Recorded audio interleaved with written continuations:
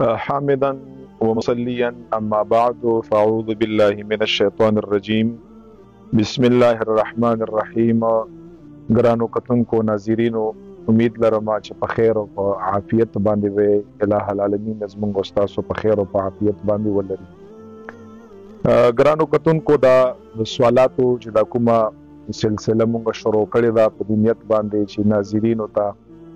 کتونکو ته د دې نه فایده میلاو شي او چې څه مسلې مسایل مشکلات وي چې هغه د دوی ختم شي. د دغه سوالاتو په سلسله کې نن هم بعضې ملګرو دوستانو چند سوالات کړي دي او دا ډېر مهم سوالات دي، ډېر اهم سوالات دي، ځکه چې نن سبا الحمدلله خلک ایجوکیټډ دي، تعلیم یافته دي. داسې یو سوال راوړي چې په هغې کې عامو خلکو ته په هغې کې فایده میلاوږي. نو دا زم ثواب په نیت باندې د هغې جواب ورکوم، تاسو یې هم ثواب په نیت باندې واورئ او ستاسو طرف نه هم چې دی بیا ثواب په نیت باندې دا خلکو سره یې چې دی مخکې شیر کړئ.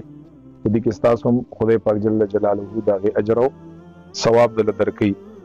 ټولو نه اول زه کوشش کوم چې څومره سوالات دي چې د هغې جوابات زه په یو مدلل طریقه باندې با حواله تاسو په وړاندې کېږدم. زمونږ یو ورور دی جناب سید انعام خان نوشیره چراټ نه، هغه سوال کړی دی. سوال یې دا کړی دی چې زما وی چې والده صاحبه ده، سید انعام صاحب یې چې زما والده صاحبه ده او په مونځ کې هغه ته د رکعتونو د هېرېدو بیماري ده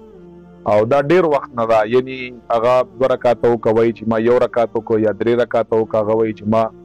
2 رکعاته وکړه، 4 رکعاته وکړه، هغه وایي چې ما 1 رکعت وکړو. نو بار بار هغې نه هېرېږي او دا ډیر وخت نه داسې ده. موږ د هغې دپاره څه علاج معالجه هم کړې ده، نور داسې طریقې هم اپنو کړي دي، خو دا مرض په هغې کې موجود دی، په مونځ کې رکعتونه هېروي. نو دې دپاره یعنی څه داسې مسله ده په دین اسلام کې چې دا مونځ یې هم رواني او دې ته څه خبر او مسله هم ني. نو سید انعام صاحب، ستاسو د والدې دا کوم چې د مونځ کې د رکعتونو د هېرېدو بیماري ده، هغې دپاره زه یو 2 خبرې ورته بیانوم. زموږ په فقهاو کې یو ډېر نامور شخصیت دی، علامه ابن عابدین الشامي. په فتاوا شامي کې د دغې خبرې 2 جوابات کړي دي. اول نمبر جواب خدا دی چې کله ستاسو والده صاحبه په مونځ باندې ودرېږي او هغه نه رکعتونه هېرېږي، داسې که نور څوک هم هغه نه رکعتونه هېرېږي، نو که دا بیماري ډېر وخت نه روانه وي او دا بیماري نه ختمېږي، نو هغې دپاره اول جواب دا دی چې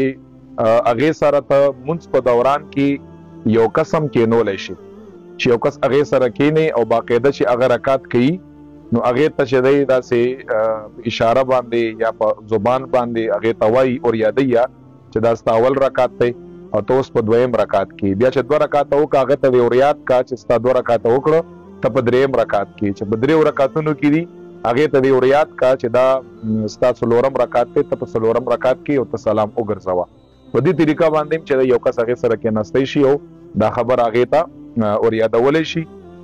او دلته چې کوم دی دا بهر نه کومه فتح ورته میلاوږي، بهر سړي نه یا د کور فرد نه، په دې باندې د هغې مونځ نه خرابېږي. په دې طریقه باندې هغه خپل مونځ سرته رسولی شي. او 2م نمبر جواب یا فقهاو دا کړی دی چې یو انسان نه په مانځه کې د رکعتونو تعداد هېرېږي، هغه ته پته نه لګي چې ما 2 کړي که ما 3 کړي یا زما 1 کړی که ما 2 کړي. نو هغې دپاره طریقه 2م دا ده چې هغه د په کم باندې عمل وکړه، یعنی که یو کړی رکعت که 2 رکعت یې کړي، نو هغه د په کم باندې عمل وکړه، هغه د ووایي چې ما 1 رکعت کړی دی. که په 2 او په 3 کې شکی چې ما 2 کړي که 3 کړي، نو په کم باندې د عمل وکړه، یعنی داسې د ووایي چې ما 2 کړي دي او هغې نه پس مونځ جاري وساتي. بیا که شک چا داسې و چې ما 3 رکعته کړي که یا 4 رکعته مه کړي دي، نو هغه په کم باندې عمل وکړه، یعنی داسې د ووایي چې ما 3 رکعته کړي دي. او په آخر کې د بیا په دغه صورت کې چې په کم باندې عمل وکړه، مخکې د مونځ جاري وساتي، په آخر کې د بیا په دغه صورت کې سجده سهو هم وکړه. نو فقها فرمایي چې دا د دغه انسان د مونځ د حل طریقه ده. نو دا خبره فتاوا شاملي کړې ده. 2م نمبر چې دی زمونږ په ناظرینو کې او زمونږ په کتونکو کې نوم خو هغه نه یاد کړی چې هر څوک دی، خو شارجنه بهر شارجنه هغه یو پوښتنه کړې ده او پوښتنه یې داسې کړې ده چې الته طریقه داسې چې مونږ یو بلډینګ دی یا یو کور دی هغه مونږ په کرایي باندې وخلو او بیا چې کله مونږ کرایي هغې ته پیمنټ وکړو د 1 کال یا مثال د 2 کالو یا د 100 میاشتو هغه له مونږ ورکړو بیا دغه کور مونږ مخکې په کرایي باندې ورکوو نو د غرور دپاره خو زه لږ دغه چې کوم د سوال کړی دی هغه سوال درته وایم خو ټول نه اول د غرور ته زما دا گزارش دی چې کله تاسو یو کور یا یو بلډینګ پلازا وغیره په کرایي باندې واخلئ او هغه تاسو مخکې بیا مثال کې طور په کرایي باندې ورکوئ اول نمبر خبره د دې خبرې خیال وساتئ چې کومه کرایي باندې چې دا کور تا اخیستی وی هغې نه په زیاته کرایي باندې ته دا نشي ورکولی یو د دې خبرې خیال وساته د هغې په برابر کرایي باندې ورکولی شي یا د هغې په کم کرایي باندې ورکولی شي خو که داسې و چې په دغه کور کې تا څه کار مار به وکړه یعنې پینټ به پکې وکړه یا المارۍ ده پکې ولګولې یا ماربل ده پکې ولګول یعنې په دغه کور کې څه کار مار وکړه ښایسته ده که نو بیا دغه کور ته په هغه اصل کرایي چې په څو باندې تا اخیستی وي هغې نه په زیاته کرایي باندې هم بیا په دغه ټایم کې ورکولی شي نو د سوال دا دی چې آیا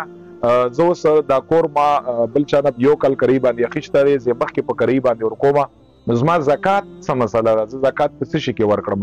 نو دغه انسان دپاره دا شارجه نه چې کوم کس ته جواب دا دی او دا هم فتاوا شاملي کلی دی چې دغه انسان دا کوم کور په کرایي باندې ورکړی دی په دغه کور کرایي چې کله روزي او دغه انسان لراشي او د یې مالک شي او د خپل ټول چې کوم ضرورت دي د دین اسلام طرف نه هغه ټول ضرورت ته دی تر پوره کا دغه ضرورتو نه پس که د سره کال تیر شو او په دغه کرایي کې دومره پیسې ور سره پاتې وي چې هغه 52 تولو سپینو زرو قیمت ته رسېدی چې 52 تولو سپینو زرو قیمت په اوس وخت کې 1 लाख تقریبا 41,750 دغه روپۍ راځي بیا دغه کور په دغه کرایي کې زکات ته پتا باندې چې کال په تیر شي او ستا خپل ضرورت ترې نه پوره کړي او دغه نه پسم هغه کرایي پیسې نصاب ته رسي نو پتا باندې چې دی بیا زکات ورکول چې دي دا لازم دی په کرایه کې به زکات ورکوي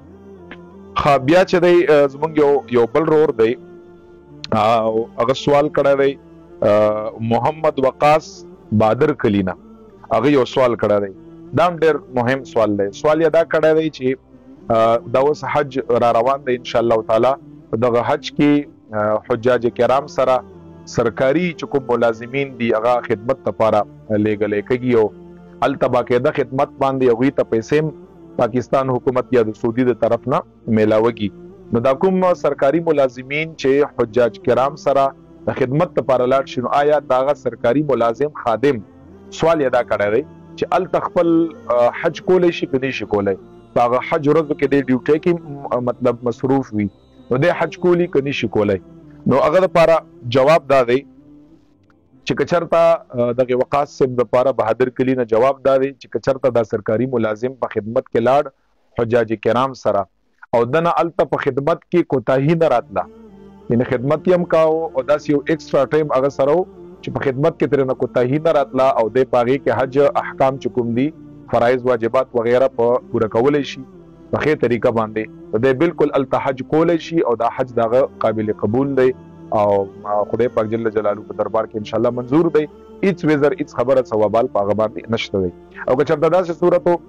فقهاو لیکلي دي چې که چېرته دی حج کوي په خدمت کې ترې نه کوتاهي راځي یا سعودي حکومت په دغه حج باندې پابندي لګولي یا پاکستان حکومت نه طرف نه په ده باندې په حج باندې پابندي لګېدلي یا په خدمت کې کوتاهي تر راځي نو بهتره خبره بیا دا ده بهتره خبره فقها فرمایي چې دی د خپل حج پرېږدي او هلته چې کوم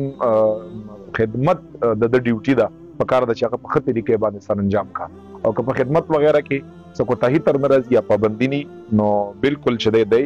خپل حج کولی شي او حج یې بالکل صحیح دی څه خبره پکې نشته دی